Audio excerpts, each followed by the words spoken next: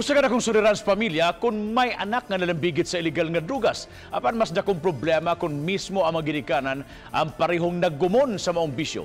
Unsa kaha ang mamahimong epekto nini sa ilang mga anak? Si Luan Mirondina sa iyang RTV Presents.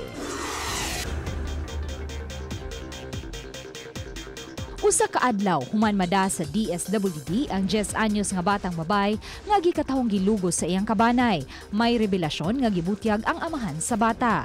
Sa subli namong pakikinabi kaniya, nausab na ang dagan sa iyang istorya. Ning higayuna, giangko na sa amahan sa bata nga nagkakuyog sila sa suspitsado, pipila ka minutos human mahitabo ang pagpanglugos ug may gitunol kini kaniya nga 200 pesos. Mao man to iyang istorya nga pag inyo niya dawat ang 200, wala kayo magdahom nga, mawaba dito yung ipasabot. Kasi ang akong kuhan, ako lang ito gidawat. Wala man niya direktang giangkon nga may kasayuran siya sa hitabo. Apan nagduda ang kapulisan tungod sa iyang reaksyon nga gipakita ngadto sa suspitsado inay maglagot. Tungkol sa kalisod ba? Ang ako lang paingnan nga, mao yun na siya, nadawat na lang ako kasi kay panahon doon nga. Na ako'y pangita, panagat na, gamay rin makikita rin. Saya mga kuha, saya na hindi. Wala akong nadawat na ako. Alas 3 sa kadlawon kagahapon, gibutyag mismo sa inahan sa biktima nga nanglakaw sila sa iyang kapuyo aron mo gamit og gidiling drogas didto sa ilang silingan. Nahabilin sa balay ang tulo nila ka mga anak nga nanag-edad og 10 anyos, 7 ug 6 anyos. Pagbalik naman sa among bahay, di naman ba namin gidaan ba? Gisugat dahil sa pultahan sa katong suspect. Na anak kong bana, iyang gikuyog kay niingon siya ta, tanan na. Nakuyog ta isip na, kay mabaligya ta. Pag-ato ba ni Prinda, anak ba? Niya ako'y una ni Sod sa balay.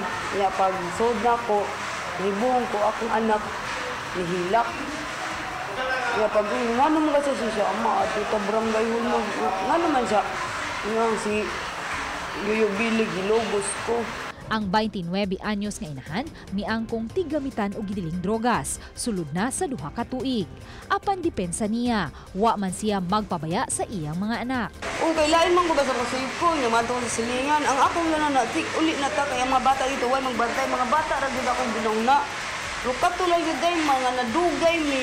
Gawa sa 10 anyos niyang anak babay nga nabiktima sa pagpanglubos, gikustudiya una sa DSWD sa Women and Children Protection Center ang laing anak babay ni ini tungod sa karisgo sa ilang gipuy-an. Kini human masuta sa kapulisan nga gihimo kining bahiganan ug suyupanan sa gidiling drogas ug mismong mga ginikanan ang nalambigit.